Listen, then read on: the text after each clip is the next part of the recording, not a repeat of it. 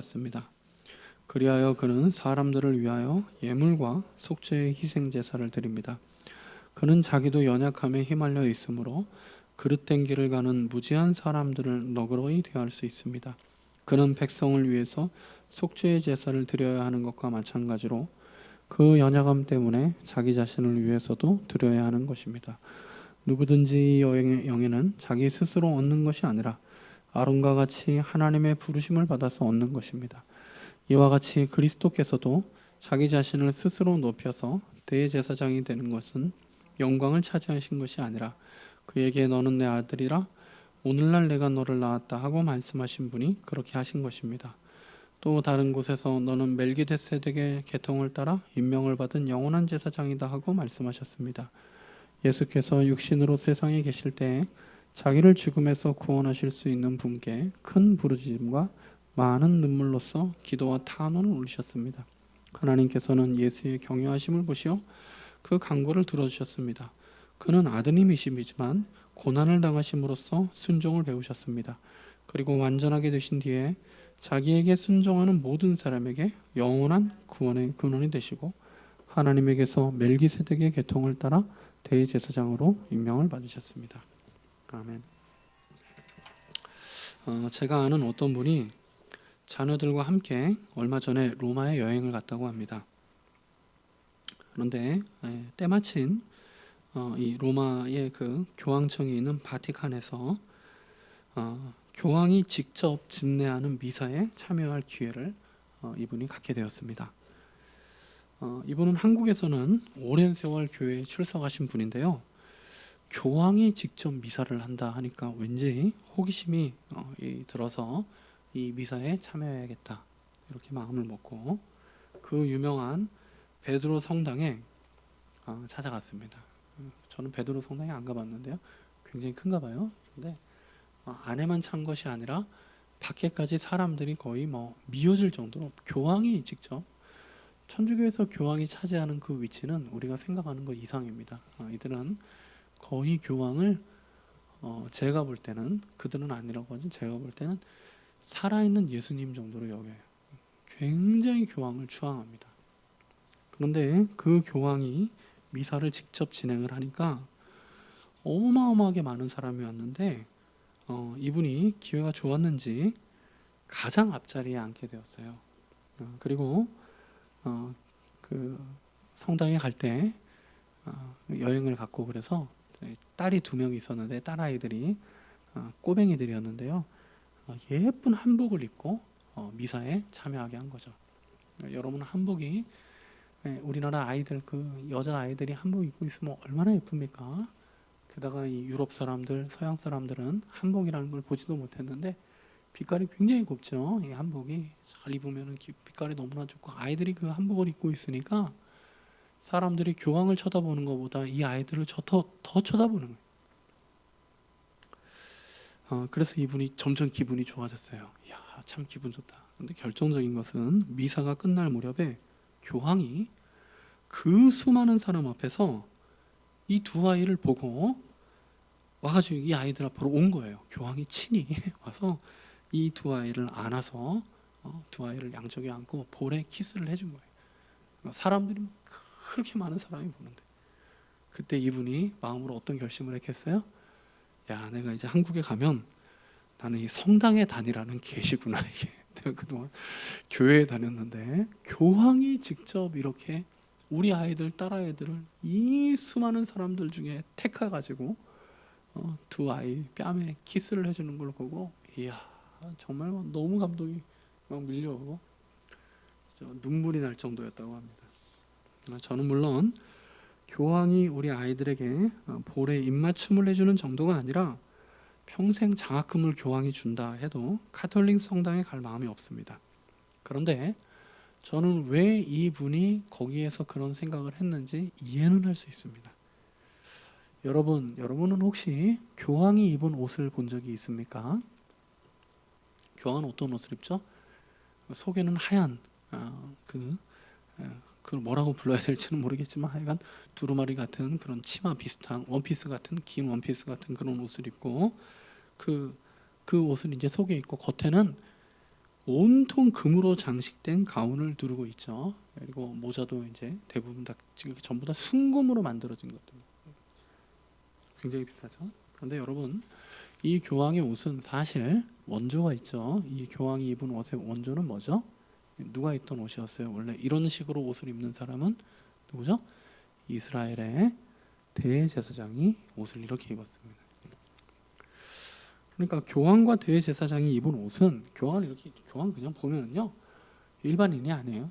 옷을 이렇게 여러분 이 옷 못 입습니다. 우리 하루도 못 입어요. 불편해가지고. 이거는 일반 사람이 입는 옷이 아니에요. 일상생활이 불가능한 옷입니다. 이 옷은. 누가 이런 옷을 입겠습니까? 교황과 대제사장의 옷은 이들이 다른 사람과는 매우 다르게 구별된 존재임을 상징하는 것입니다. 아, 우리는 다른 사람이야. 너네들과 다른 사람이야. 우리는 구별된 사람이야. 야, 오빠, 너네 이런 옷, 이 옷으로 지금도 이런 옷을 못 입는데 대제사장 이스라엘 백성들이 구약 시대 때 이런 옷은 사실은 이스라엘 백성 가운데 딱 하나 있는 옷이에요. 만들 수도 없어요. 지금 뭐 교황의 옷이야 만들려면 만들죠. 근데 안 만들던 사람은 불편하니까. 근데 구약 시대의 제사장의 옷은 사실은 더 만들 수도 없어요. 그만큼 값비싸고 고귀하고 이 옷이 특별한 옷입니다. 특별한 사람들을 위해서 장만된 것이죠. 옷만 흡사한 게 아니에요. 구약의 백성들이 이스라엘의 대제사장을 향해 가진 존경과 흠모는 현대 카톨릭 교도들이 교황에 대해서 가지고 있는 그 마음과 좋게 비교될 수 있습니다. 저는 더할 거라고 생각합니다. 지금 카톨릭 교도들이 교황에 가지고 있는 그 존경심과 흠모보다 이스라엘 백성들이 구약 시대에 아론을 향해 가지고 있었던 존경은 더합니다. 저는 그렇게 분명히 믿습니다.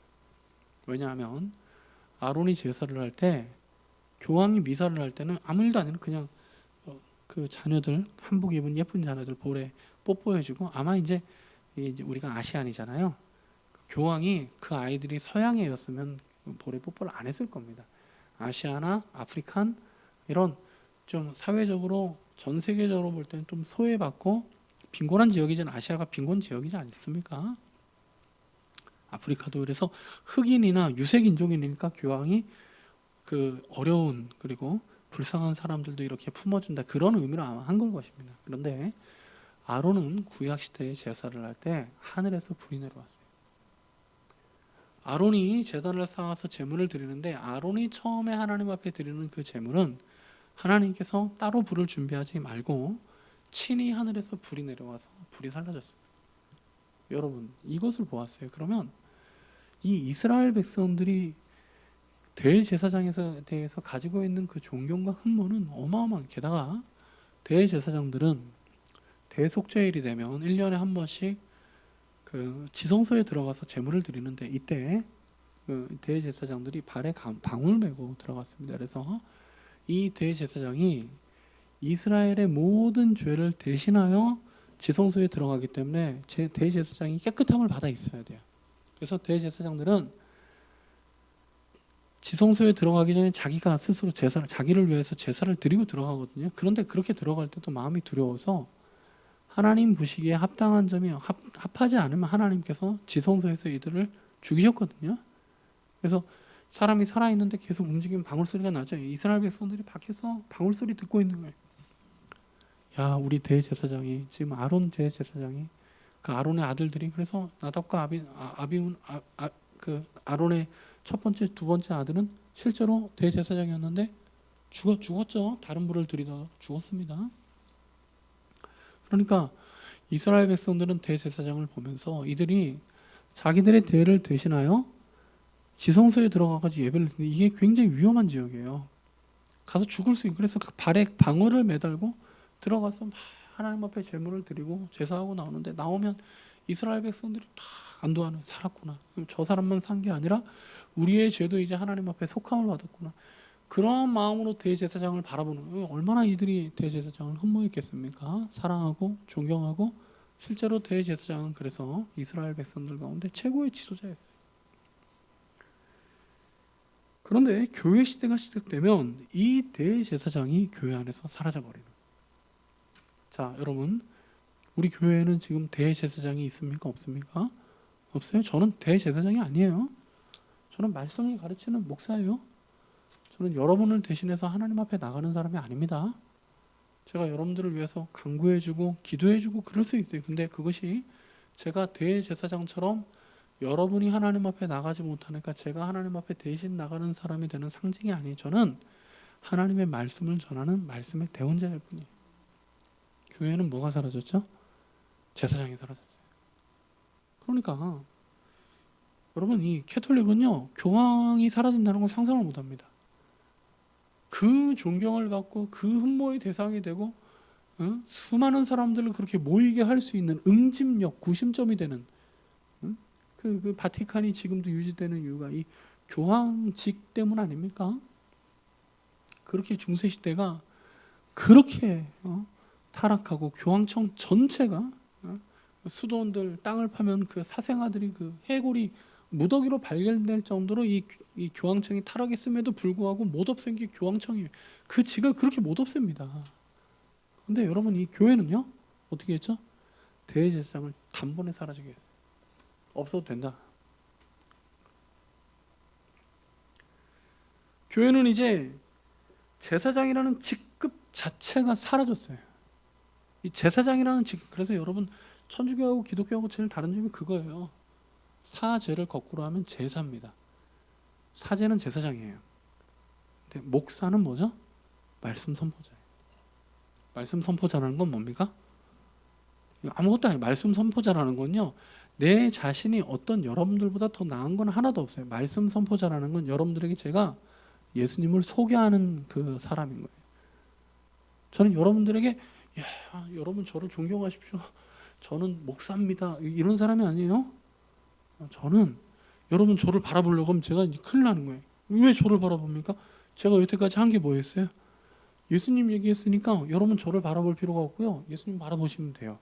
이게 목사의 역할이에요. 목사는 예수님과 성도들 사이에 끼지 않습니다. 한 빗짝으로 비켜나가서 옆에서 들려주는 거예요. 예수님을 바라보십시오. 그러니까 여러분 응원해 주는 거예요. 예수님 바라보세요. 예수님 바라보세요. 저는 여러분의 응원단입니다. 그런데요, 여러분, 오늘 이 히브리서의 기자의 말에 의하니까 비록 우리 교회에는, 이 교회 공동체의 지체 가운데는 이제 제사장, 대제사장, 그렇게 이스라엘 백성들이 흠모하고 존경하고 보기만 해도 마음이 위안이 되는 그 영광스러운 대제사장이라는 사람이 교회에서는 사라졌지만 우리에게도 대제사장이 있대요. 누구예요? 예수님이 우리의 위대하신 대제사장이 되신다 하는 것이 히브리서 5장의 주제입니다. 우리의 대제사장은 그냥 대제사장이 아니라 위대한 대제사장. 여러분, 대자가 지금 두 번 쓰인 거죠? 대제사장입니다. 위대한, 그레이트 아닙니까? 위대한 대제사장. 사실은 대자를 두 번 더 써도 됩니다. 정말 크신, 완전하시고 영원하신 위대하신 대제사장, 그분이 우리 예수님입니다. 주님께서는 아론의 후손으로 오시지도 않았고, 그렇기 때문에 이 땅에서 단 한 번도 대제사장의 그 영광스러운 가운이나 교황이 두르고 있는 그 황금 두루마기를 걸친 적이 없습니다. 그러나 오히려 주님께서는 이 땅에서 많은 눈물과 기도로 하나님께 탄원하며 고난 가운데서도 완전한 순종을 이루사 자기에게 순종하는 모든 사람에게 구원의 근원이 되게 하셨습니다. 우리에게도 대제사장이 있다. 오늘 우리 7절부터 9절이 저는 이 단락의 중심 구절이라고 생각합니다. 여러분, 이 말씀을 가만히 보십시오. 주님께서 육신으로 세상에 계실 때 자기를 죽음에서 구원하실 수 있는 분께 큰 부르짖음과 많은 눈물로 기도와 탄원을 올리셨습니다. 하나님께서는 예수의 경외심을 보시어서 그 간구를 들어주셨습니다. 이렇게 나오죠. 그는 아들이지만 고난을 당하심으로써 순종을 배우셨고 완전하게 되신 뒤에 자기에게 순종하는 모든 사람에게 영원한 구원의 근원이 되셨다. 여러분, 예수님은요, 아론이 입었던 그 세마포를 입은 적이 없습니다. 그 황금 두루마기를 걸치지 않았습니다. 그러나 우리의 대제사장이신 이 위대하신 대제사장께서 두르신 옷을 보십시오. 그 옷은 하나님을 향한 부르짖음과 탄원이었습니다. 눈물이었습니다. 예수님께서 입으신 옷은 고난을 당하심으로써 순종하신 그 순종의 옷이었습니다. 그리고 예수님께서 두르신 옷은 완전해지셔서 자기에게 순종하는 모든 사람에게 영원한 구원의 근원이 되신다. 여러분 가만히 이 구절을 생각해 보십시오. 우리에게는 로마의 교황이나 이스라엘의 대제사장이 없습니다. 교회에는 그런 게 없습니다. 그런 직 자체가 없어요. 총회장도 그런 거 아니에요, 여러분. 요즘 무슨 한기총 그런 거 여러분 그 사람들이 한국 교회를 대표한다 그런 거 아닙니다. 그 사람들이 그냥 하는 말입니다. 우리에게는 유일하고 위대하신 대제사장이 계십니다. 우리의 대제사장은 우리를 위해 고통과 눈물의 자리 가운데로 오셔서 우리를 위한 완전한 순종을 이루셨습니다. 그리고 친히 당신의 몸을 제물로 삼아 하늘의 성소에 올라가신 위대하신 대제사장이에요. 그는 우리의 구원의 근원이 되셨습니다.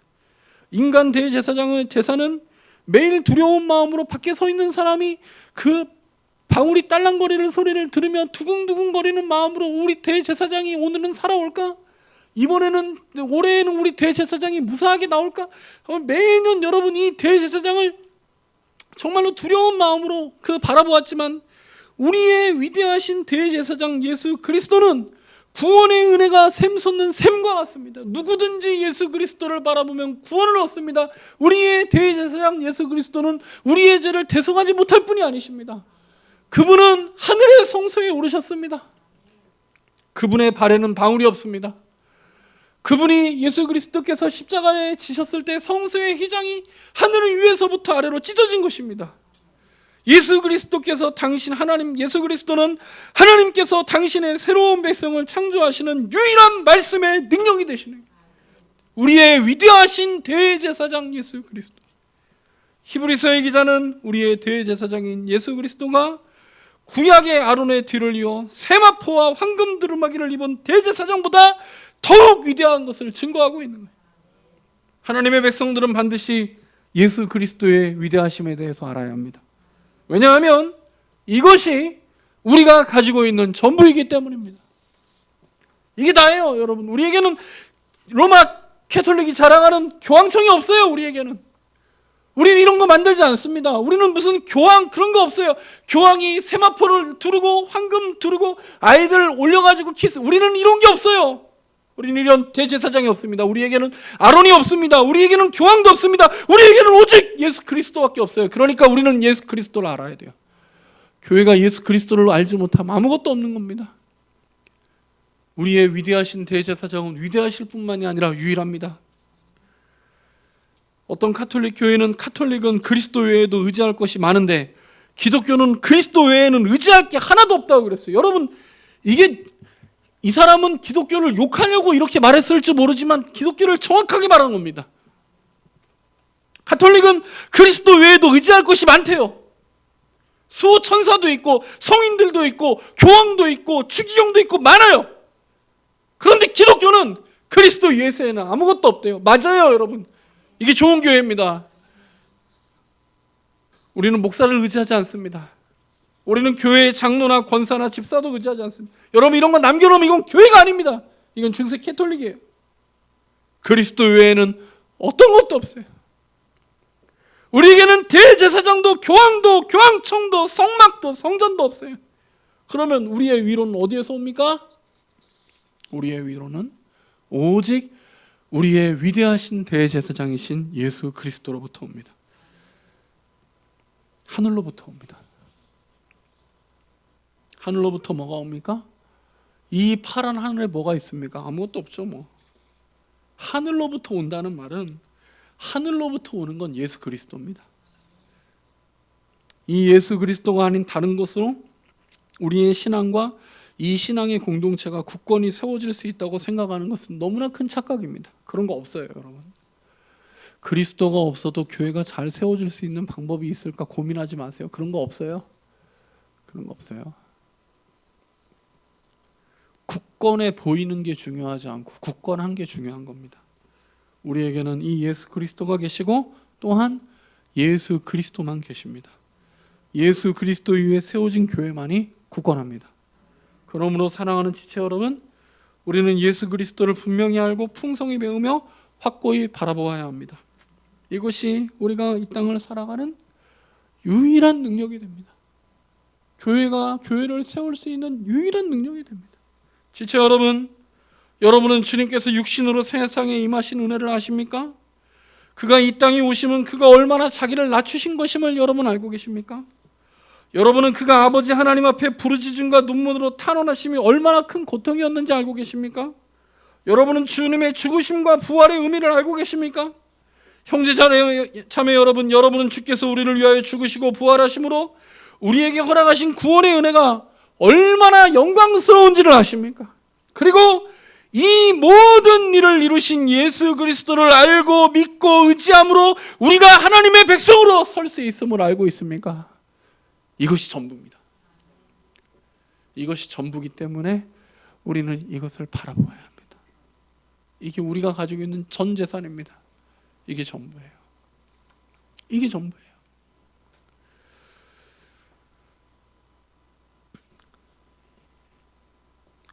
우리를 하나님의 백성으로 세우는 것은 결국 목사도 아니고 지체들과의 교제도 아니고 우리의 사업의 성공이나 우리의 직분도 아닌 우리의 유일하고 영원하신 대제사장 예수 그리스도뿐입니다. 사랑하는 형제자매 여러분, 이 한 주간도 우리의 유일하시고 영원하시고 온전하시고 이 땅에 있을 때 세마포 에봇을 두르지 아니하고 우리를 위한 고난과 관구와 눈물과 탄원으로 그의 옷을 삼으시고 그의 양식을 삼으시고 우리를 위하여 하나님 앞에 온전히 순종하신, 그래서 우리의 근원의 구원의 근원이 되셔서 구원이 샘솟는 샘이 되신 예수 그리스도에게로 이 한 주간도 달려갑시다. 이 한 주간도 그리스도 예수 안에 그의 은혜 안에 살아갑시다. 이것이 교회가 되는 전부입니다. 이것으로 충분합니다.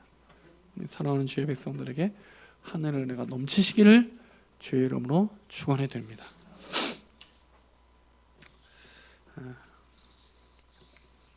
네, 오늘 헌금 위해서 제가 기도하고 우리 1천 번째 김지선, 김지수, 이은희, 김지선, 김광록, 최순희 집사님 11조 헌금 드렸습니다. 제가 기도하겠습니다.